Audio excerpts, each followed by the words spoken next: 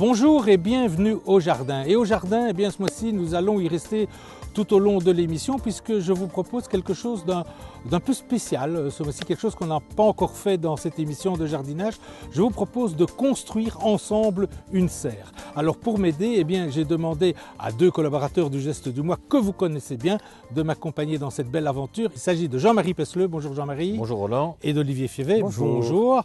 Alors ensemble, eh bien, nous allons tenter cette belle aventure. Jean-Marie, première question, installer une serre dans son jardin, je suppose que ça comporte plus d'un avantage sur notre climat. Mais oui, en fait, Roland, ici en Belgique, le beau temps n'arrive vraiment qu'au mois de mai après les saintes glaces. Et pour bénéficier d'un maximum de légumes et surtout des primeurs, avoir une serre, c'est quand même un grand avantage pour y semer, y repiquer des laitues, par exemple, à partir déjà du 15 mars, pour en avoir déjà des bonnes à manger au mois de mai.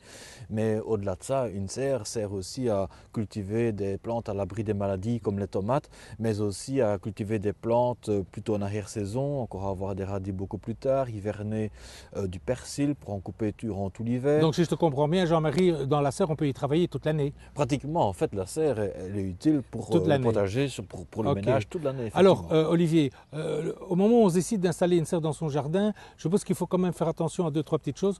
On ne la place pas n'importe où, n'importe comment. Voilà, il ne faut pas hésiter à poser des questions aux vendeurs. Il faut bien se faire conseiller, ce n'est pas un petit investissement. Et donc, et comme Jean-Marie l'a dit, on va aller tout le temps dans notre serre. Donc il ne faut pas la mettre trop loin de la maison. Il ne faut pas cacher la vue, mais il ne faut pas la mettre trop loin. Il faut essayer de la mettre un peu plus près. Oui. Et alors, l'orientation est quand même assez importante. Il faudrait l'idéal que le faîte soit dans un axe nord-sud pour bénéficier du soleil levant et du soleil couchant. D'accord. Et je suppose qu'on la place quand même sur un terrain plus ou moins plat ? L'idéal, évidemment, c'est de la placer horizontalement. Très horizontalement. Maintenant, on peut déroger et on pourrait placer l'avant ou l'arrière un peu plus haut, plus bas. Parlons plutôt d'horizontalité. Voilà. On va garder ça comme règle principale. Mais ne pas placer le côté gauche ni le côté droit plus haut. Ah oui, d'accord. Sinon, les portes vont s'ouvrir toutes seules. D'accord. Okay. Alors, vous savez quoi? Je crois qu'il y a pas mal de travail qui nous attend. Vous êtes arrivé avec du renfort. On va commencer. On commence par quoi, Jean-Marie? L'ossature? Eh bien, voilà, on va commencer à faire la boulonnerie. Donc, on va assembler toutes les pièces métalliques en aluminium ensemble. Voilà. Eh bien, au boulot. Et pendant que nous on travaille, eh bien, vous savez quoi? Vous savez qu'avec la région wallonne, depuis l'année dernière, eh bien, on vous propose différentes séquences qui vous incitent à installer des haies dans votre jardin. On va retrouver un spécialiste, il s'appelle Jean-Paul Gérard, et avec lui, eh bien, nous allons entretenir nos haies après l'hiver. À tout à l'heure.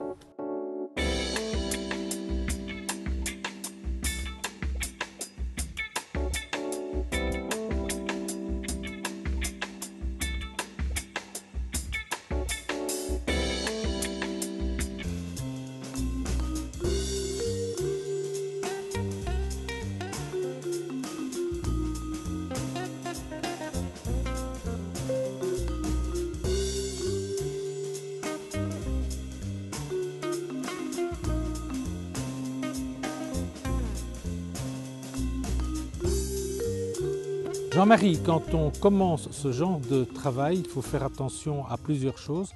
On regarde un petit peu d'abord si on a toutes ces boîtes et on vérifie ce qu'il y a dedans, non?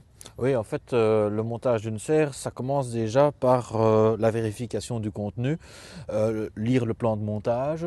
Et en somme, le montage d'une serre, c'est, comme vous pouvez le voir, l'assemblage de différentes pièces métalliques, une boulonnerie qui est vraiment bien faite, où on insère les petits boulons et les écrous dans des entrailles qui permettent de caler et de maintenir la serre bien en place. C'est un grand mécano. Voilà, tout simplement, à suivre étape par étape pour arriver à une serre telle que vous pouvez la voir. Et ça paraît assez léger finalement, l'ossature d'une serre. Oui, c'est quelques dizaines de kilos par rapport au verre. C'est le verre qui va tout faire tenir. Voilà. Mais l'ossature métallique, c'est vraiment léger. C'est assez léger. Alors Olivier, la serre qu'on a choisie, elle a des parois obliques. Pourquoi? Voilà, c'est une serre type hollandaise. Et donc, comme tu peux le voir ici, le soleil du soir va taper perpendiculairement au côté. Oui. Et le matin, c'est l'autre côté. Oui, et donc, c'est là qu'on a un effet de serre le plus important. Donc le côté oblique en fait va permettre d'avoir plus de chaleur dans ma serre. Les rayons vont être perpendiculaires et donc l'effet va être amplifié. Eh bien, ça c'est formidable. Alors, maintenant que l'ossature est terminée, je crois qu'on va passer à la suite, Jean-Marie. On va passer Voilà, au donc verre. le verre, et puis ensuite on terminera par les portes. Voilà, ça va nous laisser le temps de jeter un petit coup d'œil sur le livre du mois. Il est consacré à la permaculture. Et puis, nous allons retrouver André Sandra. Il est dans le verger du Centre technique horticole à Gembloux. Il va protéger ses arbres fruitiers de certains prédateurs. A tout de suite. Bien, l'installation de notre serre continue à bien se dérouler. Alors, Olivier, j'ai peut-être été un peu vite en disant, maintenant on va placer les vitres. Avant ça, le plus important, c'est de placer notre structure à l'endroit définitif. Oui. Et il faut être précis. Voilà, précis, il faut bien la mettre d'équerre, donc mesurer les deux diagonales pour voir si elles sont identiquement les mêmes, pour pouvoir mettre les carreaux sur le toit. Si elle n'est pas d'équerre, on ne saura pas mettre les carreaux. Et alors, on va la caler horizontalement aussi, pour pouvoir que tout se mette en place. Alors Jean-Marie, moi, dans le temps, il me semblait que les serres avaient besoin de fondation. On créait une fondation tout autour et on venait poser la serre. Apparemment, on ne fait plus ça aujourd'hui. Et pourtant, notre serre, elle doit quand même bien tenir au sol, non? Oui, voilà. En fait, dans le temps, c'est vrai, comme les serres à vigne, on avait des murs en béton de 50, 60, 70 cm de hauteur. Ouais. Maintenant, il n'y en a plus du tout. C'est la base en aluminium qui sert de maintien de l'entièreté de la serre. Et cette base est fixée au sol par des ancres aux quatre coins, voire plus si elle est de grande taille, et qui sont eux-mêmes fixés dans un stabilisé au niveau du sol. Et le sous-sol, en fait, permet à la terre de la serre de mieux vivre. Vous savez, dans le temps, on avait des terres dans ces serres à vigne qui devenaient rapidement ce qu'on appelait folles. Oui, parce qu'il y avait un mur, il y avait une fondation. Entre guillemets, elles séchaient beaucoup plus vite et la structure de la terre vieillissait très vite. Alors que maintenant, grâce à cette vie qui peut circuler entre l'intérieur et l'extérieur, puisqu'il n'y a plus de fondation, il y a un échange qui se fait, l'humidité, les vers de terre, etc. Ce qui font que la terre continue à vivre et les plantes s'en portent d'autant mieux. Eh bien, maintenant, on va s'occuper des vitrages et on se retrouve tout de suite après. Et puis, on va retrouver Marianne avec un petit conseil printanier.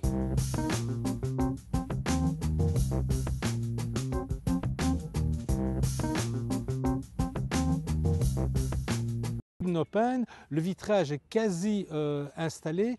Parlons justement, Olivier, si tu veux bien, du vitrage, de la qualité du vitrage. C'est important pour une serre. Oui, voilà, il ne faut pas hésiter à mettre le pli dans le vitrage, c'est la partie la plus fragile. Et donc, il ne faut pas hésiter à mettre du 4 mm et dans certains cas, même du sécurité. Ce qui est le cas ici. Voilà, ici c'est du sécurité beaucoup moins dangereux et plus résistant. Alors, je vois également que le vitrage sur le toit est différent du vitrage des côtés. Il est martelé. Pourquoi? Oui, voilà. Donc ça, pour éviter que les rayons de soleil nous tapent trop fort en été sur les plantes et pour que l'eau ruisselle le long du carreau et ne goûte pas sur les légumes. Et donc, le fait que le verre est martelé, ça va quoi? Mieux diffuser la lumière, la chaleur à l'intérieur de la serre. Ça, et en plus, l'eau va couler dans une rigole à l'intérieur et va être évacuée. Donc, l'ambiance sera plus sèche, moins de pourriture. Et moins de maladies. Et moins de maladies.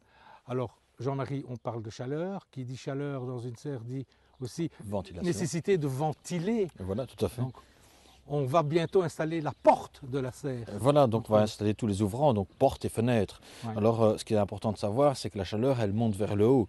Donc, important d'ouvrir la porte pour que l'air froid puisse rentrer, chasser l'air chaud vers le haut et que les fenêtres puissent s'ouvrir. Alors maintenant, c'est vrai qu'il existe aussi des options pour que les fenêtres s'ouvrent toutes seules grâce à des systèmes avec des pompes à gaz. Voilà. Eh bien, on termine ce travail et puis c'est promis, on se retrouve une dernière fois, j'espère, à l'intérieur de notre serre. En attendant, eh bien, on jette tout de suite un petit coup d'œil sur notre concours. À tout de suite. Vous voulez tenter votre chance? Rien de plus simple. Une carte postale ou un mail avec la bonne réponse et le cadeau qui vous ferait plaisir. Nos sponsors et la chance s'occupent du reste. La question, la voici. Quel est l'avantage d'installer des plantes vivaces dans son jardin? Ce mois-ci, la firme DCM vous offre plusieurs lots composés d'un piège Delta à placer dans vos pommiers et poiriers, ainsi que des capsules de phéromones pour lutter contre les carpocaps. Pour vous lancer dans la culture sur serre, qui comporte plus d'un avantage, la firme belge ACD, spécialisée dans la fabrication de serres, a le grand plaisir de vous offrir une serre R204 en verre sécurite d'une valeur de 1 399 €. Pour avoir une chance de gagner ce cadeau unique, on vous invite à vous rendre sur le site ACD, dont l'adresse apparaît en ce moment, et de vous inscrire pour participer au tirage au sort qui aura lieu fin juin. Interforum Editis vous propose plusieurs exemplaires de Mon petit jardin en permaculture paru chez Terre Vivante, l'ouvrage indispensable pour rendre votre jardin plus productif, durable et esthétique. Et enfin, les éditions Weyrich vous offrent un abonnement annuel à l'Esprit Jardin, la revue de jardinage qui vous aidera à cultiver votre passion.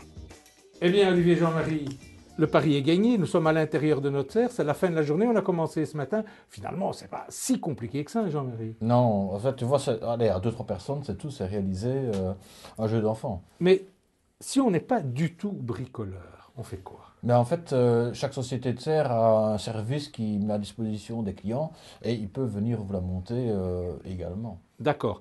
Alors ici, qu'est-ce qui reste à faire? On va aménager le sol de la serre. C'est Voilà, en fait, une fois la serre primordial une fois que la construite, serre est construite. il faut aménager à l'intérieur. Donc la première des choses, c'est d'installer un chemin pour pouvoir accéder facilement à tous les espaces. Ouais. Ensuite, de peler l'herbe et de niveler. Tu vois qu'il y a encore quelques Bien se tas de mettre terre niveau à qui l'intérieur, restent de ouais. la construction. Donc de peler le gazon, d'évacuer la terre, de niveler. Et puis ensuite, d'amender le sol en y apportant de l'amendement, fumier séché, etc. pour rendre la terre fertile et pouvoir commencer à faire les premiers semis et les premières plantations. Voilà. Et là, on est au mois d'avril. Alors, qu'est-ce que je vais pouvoir commencer à installer dans ma serre? Mes plants de tomates, par exemple. Mais plants de tomates, c'est peut-être encore un peu tôt, hein, sauf si tu installes un système de chauffage. Mais en tout cas, des laitues, des radis, avoir même à la limite quelques petits pois, des D'accord. carottatives, quelques épinards, du persil, Allez, des aromatiques, il y a du du boulot. basilic. Il y a du boulot. Olivier, au-delà de la structure de la serre, je crois qu'on peut l'aménager à l'intérieur. Il y a différents accessoires possibles, non? Et on va s'en occuper dans les mois qui suivent. Oui, voilà, je pense qu'on va pouvoir mettre toutes les options. Et donc, ça va aller de la toile d'ombrage, on pourrait mettre de l'arrosage. Toile des d'ombrage, on tablettes. rappelle, ça sera important pour l'été, bien Pour sûr. l'été, pour l'été. Ok. Voilà, une porte avec une toile moustiquaire pour pouvoir fermer la serre sans limiter. Et que les animaux commentaires. domestiques ne rentrent pas. Voilà, Je crois que c'est important. Ok. Et puis des tables de travail, c'est important aussi, Voilà. je crois. Oui, voilà, pour les petits semis et compagnie, c'est plus facile. Eh bien, donc, il y a encore du boulot. Mais en tout cas, à vous deux, un tout grand merci d'avoir passé la journée ici et d'avoir monté cette superbe serre.